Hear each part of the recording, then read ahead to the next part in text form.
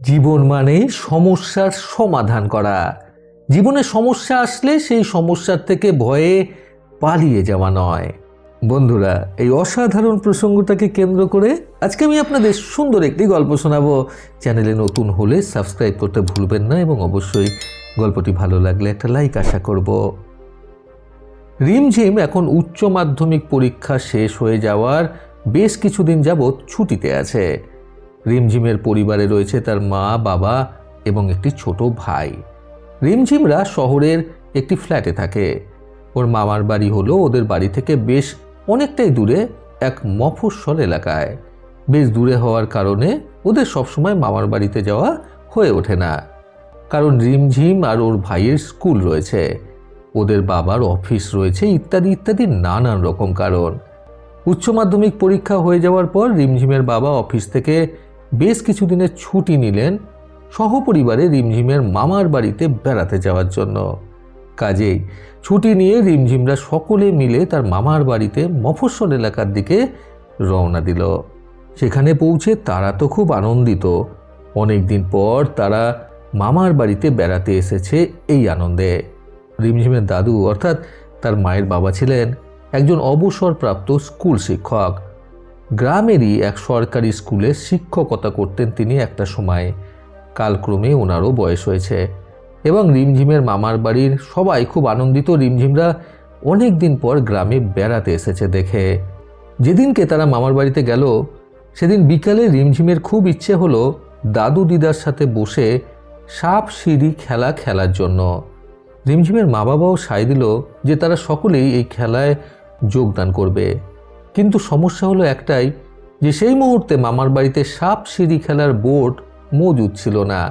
তাই দাদুর কাছ থেকে জেনে নিয়ে মামার বাড়ির পাশেই একটি দোকানে রিমঝিম গেল তার ছোট্ট ভাইকে সঙ্গে করে নিয়ে সাপ সিঁড়ি খেলার একটা বোর্ড কেনার জন্য। পাশের দোকান থেকে যথারীতি সেই বোর্ড কিনে এনে খুবই উৎসাহিত হয়ে রিমঝিম সকলের সাথে খেলতে বসলো সেই বোর্ডটাকে সঙ্গে করে নিয়ে। কিন্তু সেই বোর্ডটাকে খোলা মাত্রই সকলে অবাক হয়ে গেল, কারণ সেই বোর্ডটা আসলে সাপ সিঁড়ি খেলার বোর্ড ছিলই না। সেই বোর্ডে সিঁড়িগুলো ছিল এবং সব নম্বরগুলোও লেখা ছিল, কিন্তু এই খেলার মুখ্য বিষয়বস্তু যেটা সেটাই ছিল না, অর্থাৎ একটা সাপও সেই বোর্ডে আঁকা ছিল না। অর্থাৎ সেই বোর্ডটায় খেলা শুরু করলে হারার কোনো ভয় থাকবে না, যেটা হবে কিনা খুবই বোরিং। যেমন শূন্য থেকে শুরু করে সিঁড়ি বেয়ে সোজা এক লাফে 100তে উঠে যাওয়া যাবে। এর মাঝপথে না পড়বে কোনো সাপ আর না ঘটবে কোনো বিপদ।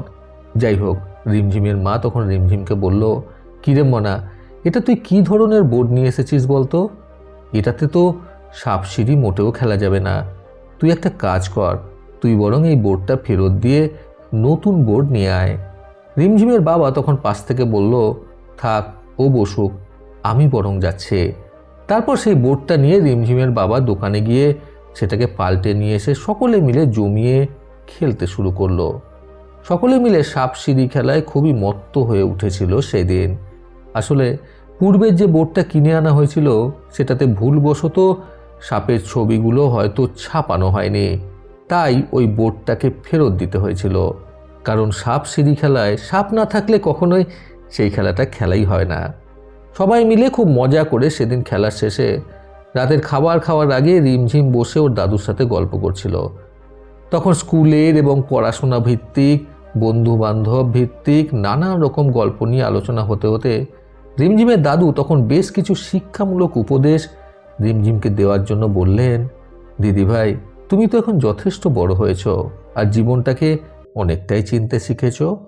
পরবর্তীকালে আরও বেশি করে শিখবে এবং জীবনের প্রতিটি পর্যায়ে নতুন নতুন শিক্ষা অর্জন করবে। এই প্রসঙ্গে আজকে বিকেলের ঘটে যাওয়া ঘটনাটা নিয়ে, অর্থাৎ সাপ সিঁড়ি খেলার সেই বোর্ডের ঘটনাটা নিয়ে তোমাকে একটি কথা বলি। এখান থেকে আমরা একটা শিক্ষা অর্জন করতে পারলাম, জানো তো? রিমঝিম তখন খুবই উৎসাহিত হয়ে তার দাদুকে জিজ্ঞাসা করলো, কি শিক্ষা দাদু? রিমঝিমের দাদু তখন বললেন, জানো দিদি ভাই, আমাদের প্রত্যেকের জীবন কিন্তু সমস্যায় পূর্ণ। কারোর কারোর জীবনে হয়তো সমস্যা একটু বেশি থাকে আর কারোর জীবনে হয়তো একটু কম। ঠিক যেমন ধরো সাপ সিঁড়ি খেলার ক্ষেত্রে বোর্ডটাতে যখন সাপগুলো ছাপা ছিল না, তখন কি সেই খেলাটা খেলার জন্য একবারও মন চাইছিল? বলো।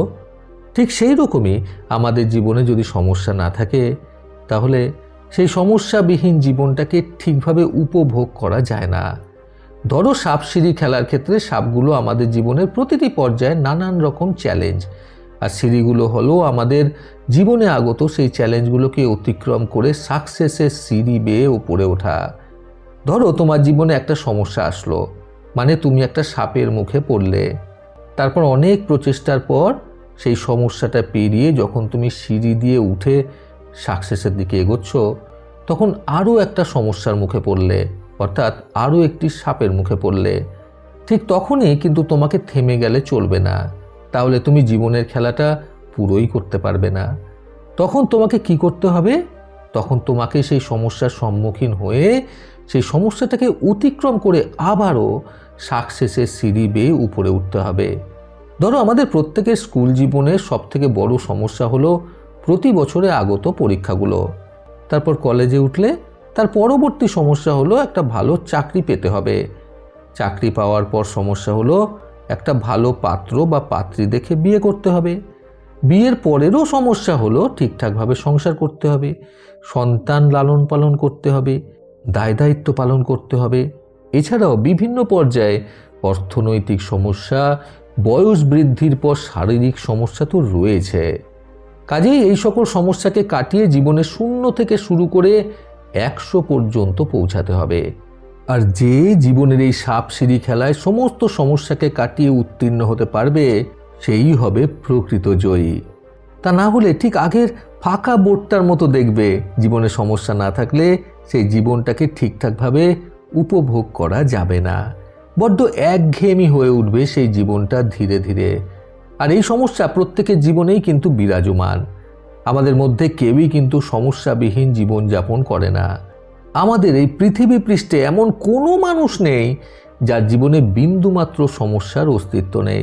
কাজেই কখনো যদি সমস্যার সম্মুখীন হও, তাহলে ভেঙে পড়বে না, বরং সাপ সিঁড়ি খেলার মতো সেই জীবনের সমস্যাগুলোকেও উপভোগ করে সেই সমস্যার সমাধান করার চেষ্টা করবে। জীবনে আগত প্রত্যেকটি সমস্যাকে যদি তুমি গুরুতর সমস্যা হিসেবে সবসময় দেখতে থাকো, তাহলে তুমি সেই সমস্যাকে পেরিয়ে কখনোই সামনের দিকে এগোতে পারবে না।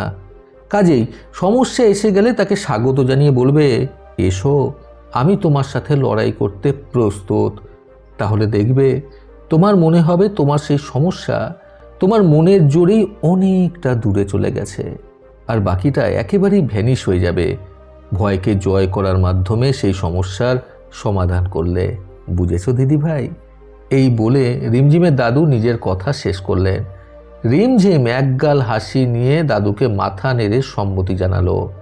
এরই মধ্যে রিমঝিমের দিদা সেখানে এসে ওদের দুজনকে খেতে ডাকলেন। তারপর আনন্দ সহকারে রিমঝিম এবং ওর দাদু নৈশ ভোজন সারতে গেলেন।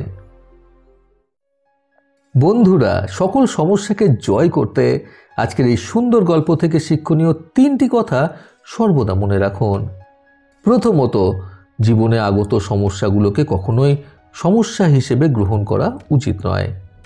দ্বিতীয়ত, জীবনে সমস্যা না থাকলে কিন্তু আমাদের প্রত্যেকের জীবনটাই অসম্পূর্ণ।